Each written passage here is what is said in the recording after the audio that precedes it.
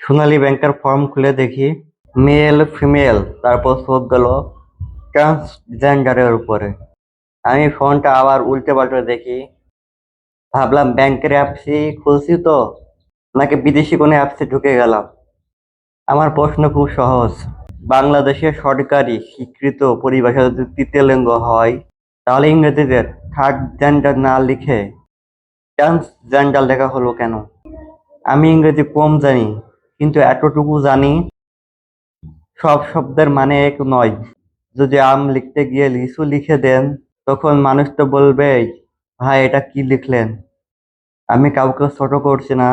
বাংলাদেশে ট্রান্সজেন্ডার ধর্মীয় দিক থেকে, আইন দিক থেকে এখনো অবৈধ। শুধু চাই সরকারি ব্যাংক বা ব্যাংকের অ্যাপে শব্দের ব্যবহার যেন আরো পরিষ্কার ও নিখুঁত হয়।